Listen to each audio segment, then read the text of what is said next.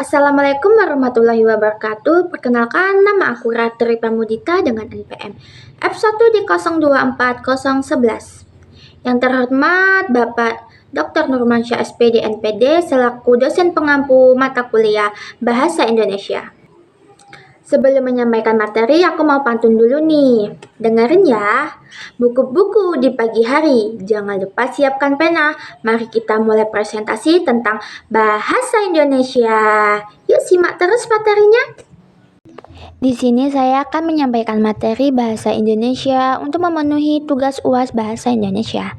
Nah, kita di sini akan membahas perjalanan bahasa yang menjadi identitas nasional, membahas sikap berbahasa yang tepat, menyelami dunia teks akademik, pustaka digital, hingga penyusunan proposal, laporan, dan artikel ilmiah.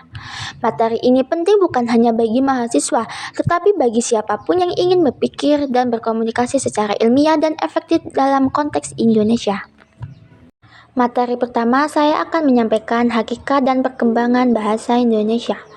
Bahasa Indonesia bukan sekadar alat komunikasi, tetapi persatuan bangsa. Ia bersumber dari bahasa Melayu dan diakui sebagai bahasa nasional dalam Sumpah Pemuda 1928. Setelah kemerdekaan, bahasa Indonesia diresmikan sebagai bahasa negara berdasarkan UUD 1945 pasal 36 dan UU nomor 24 tahun 2009. Perkembangannya terlihat dari berbagai ejaan, mulai dari ejaan Van Abhuizen di awal abad ke-20, ejaan Republik pada tahun 1947, EYD 1972 hingga Pedoman Umum Ejaan Bahasa Indonesia atau PUEBI terbaru tahun 2001 dan 2022. Setiap ejaan menyesuaikan dinamika sosial dan ilmu pengetahuan. Selanjutnya yaitu sikap berbahasa Indonesia. Sikap berbahasa adalah bagaimana kita memandang dan memperlakukan bahasa. Ada 3 ciri utama menurut Garvin dan Mathiot. Yang pertama, kesetiaan terhadap bahasa. Yang kedua, kebanggaan terhadap bahasa. Yang ketiga, kesadaran norma berbahasa. Sikap positif ditunjukkan dengan kehati-hatian dalam berbicara, koreksi terhadap kesalahan, dan rasa ingin tahu terhadap penggunaan bahasa yang benar. Sebaliknya, sikap negatif muncul saat kita meremehkan bahasa Indonesia demi gengsi bahasa asing. Dalam dunia akademik, teks adalah pondasi berpikir ilmiah. Teks akademik seperti makalah, artikel, atau skripsi harus berdasarkan kajian pustaka atau hasil penelitian. Jenis tulisan dibagi menjadi prosa, puisi, dan drama.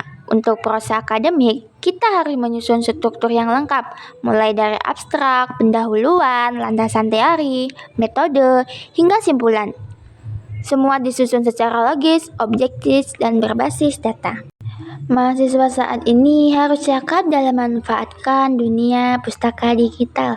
Sumber terpercaya seperti Coursera, Google Scholar, dan Mendeley bukan hanya untuk mencari referensi, tetapi juga mengelola sintaksis secara otomatis. Dengan Mendeley Reference Manager, kita bisa menyusun daftar pustaka berformat APA, MLA, atau Chicago hanya dengan 1 klik. Literasi digital ini menjadi kompetensi esensial dalam menulis karya ilmiah. Materi selanjutnya yaitu presentasi ilmiah. Presentasi ilmiah yaitu keterampilan menyampaikan gagasan secara lisan di hadapan audiens. Elemen pentingnya meliputi yang pertama, komunikator yang menguasai materi, yang kedua, presentasi yang menarik, yang ketiga, audiens yang harus diperhatikan kebutuhannya.